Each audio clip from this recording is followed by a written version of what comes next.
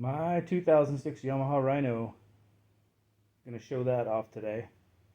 Bought this thing stock, probably back in 2008. The only thing that was added to it was that really thick glass windshield somebody put on it. They said it was some therapeutic, something for therapeutic swimming pools. Somebody had something to do with that job, so they cut out a piece of that really thick plexiglass and made a windshield. So that's the only thing that was done to it when I got it. Since then, I really recently got back into adding stuff and building it. Usually my channel is focused around my bug, but I put a lot of attention into the Rhino lately, and we're going to be going out to LB Hills Memorial Weekend and have fun with it. So for starters, I traded an old bow I had for that long travel suspension, and then the shocks that came with it were garbage. I got on eBay to try to find some Elkas, but the person selling Elkas on eBay said that there's no way that this widening kit would work as a lift kit, but it was, the guy had it as a lift kit on his old Rhino. Maybe they took a widening kit and refabbed it so that everything would sit correctly with a lift kit. It is a plus 5-inch lift. Everything seems pretty symmetrical. There's no really bad camber or nothing. It rides and drives really good. So anyway, the person on eBay said, I even paid for the Elka shocks, gave them the dimensions. They said, nope, we're not going to sell you Elkas. They refunded my money because they said the axles that I have on here, which are Gorilla axles, cannot handle over 1 degrees of articulation from stock. But from when I looked it up, they were good for 40 degrees of angle. So I don't know. Anyway, I got my money back. I didn't buy Elkas. Found another guy that was selling shocks. And these are for a Trail Polaris Razor 900. And they work. They're the right size, the right spring rate. They're really soft. And they were half the price of the Elkas, so they work. I've since got it all put together. I've had it with a full load of gravel all the way to the top of the bed, filling potholes on my road. It squats, but everything's fine. I stood the shocks straight up and down rather than leaning in to their factory spots. And I did that with remodifying the tower and just moving the shock out. I think it was 9 inches. And then I added a support up there atop the cross bracing and everything. Made a good tower for it. And it's holding just fine. It's really clean because I just detailed it so I can make a video, but it's dirty under the hood, I know. So we put in power steering, which is awesome. You put power steering on these and it's godsend. Makes it so easy. Of course, we got the winch. And then these are 28-inch tires.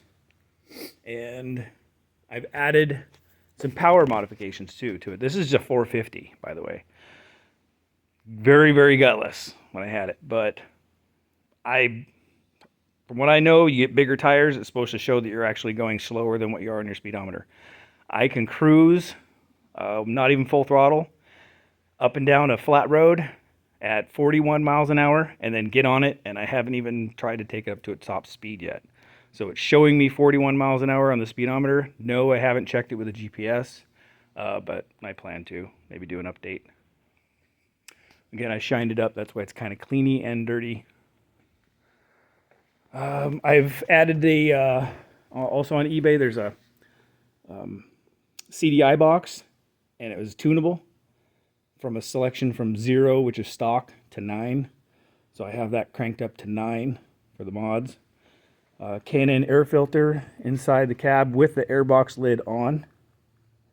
Jet kit from Sigma 6 jet kit. And then I made my own exhaust. So I just got some 2-inch radius bend, like a 180-degree bend.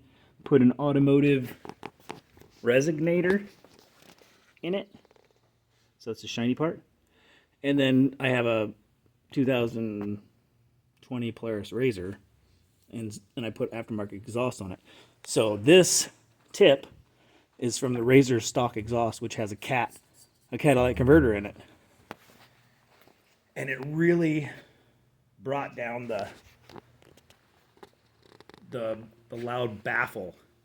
So it was really loud in the cab, had a deep, cool sound to it, but it was just too much. So as soon as I put that tip on there, it really sounds like a nice exhaust system now. It has really good flow. It's open. I've got good response. I can spin the tires when I step on the gas. Also here I stood the shocks in the rear straight up also. So there's more of a perfect straight up and down load on the springs. And also I did that with just extending the top mount out. The top mount goes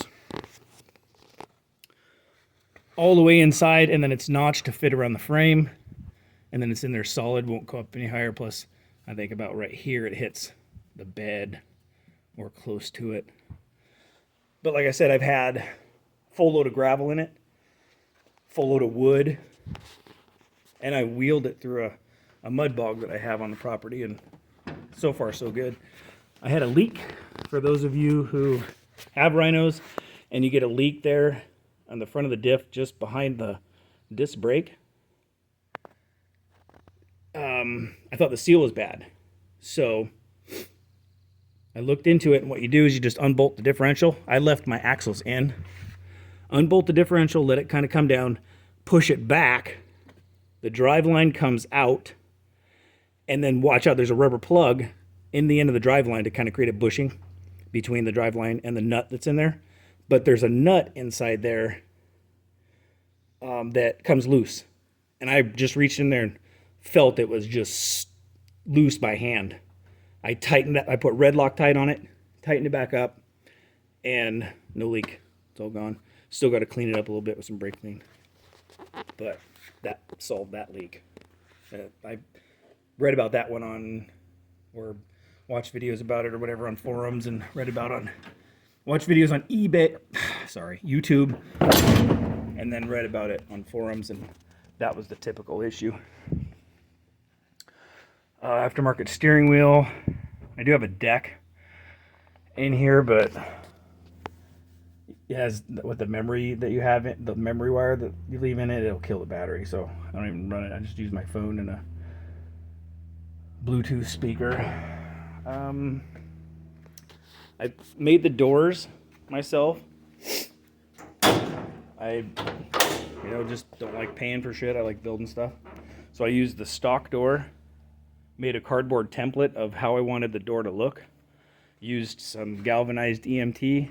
I do electrical work, so I do bending and stuff. I've been working on my welding, but I used, if you can look at this angle iron that has the perforated holes already in it, that's what I used. I welded that to the door, and then there's like these, if you can look, that's a Phillips, and you drill a hole in the plastic, and then you stick the base piece down in there and put the Phillips screw in here, and when you screw it, it smashes it behind here, so that now you have threaded holes, and I can take this off if I wanted to. Just undo these screws, here, here, and here, along here, and then inside here I have anchors, and then this door piece will come off if I wanted it off. I also did the roof, just with a piece of sheet metal, and then did the light bar. Most recently, the other day, I just got bored from sitting home, and I chopped the cage. So that's another thing with the cages make the rhino just look goofy. So you got a stubby nose, a stubby tail, and then a really tall cabin. Well, there's a lot of work involved if you really want to chop it down, so I wanted to chop it down with the least amount of work. So right above the hand grab bar that was right here, it is where I cut. Is it right above? Yeah. No, right below it. So there's the upper weld tab for the hand bar here. So it was below it. I took out 3 inches here. Took out 3 inches here. 3 inches on the other side, obviously. And then just above where this bar comes in bolts to the cage, like right above the top of it, I cut. And then I took 3 inches out. That's why the corner looks a little sharper than normal. So that left everything down and away, and I cut. This ended up being the 3-inch piece that was taken out of here. So when I cut this 3 inches, and then I cut this down 3 inches, I came in and cut in the middle, and then this ended up being separated by the 3 inches that I took from here. So it went in there just perfect. So this isn't just welded together. This has an inner piece of inner stock, round stock, that's probably 5-6 inches long inside here, and then that's welded. This also has a 6-inch piece. That's 6 to 8 inch piece. It's like probably like that long from here to here, and then welded. So there's an inner solid tubing on the inside of this. And then with this one, that was a pain in the butt.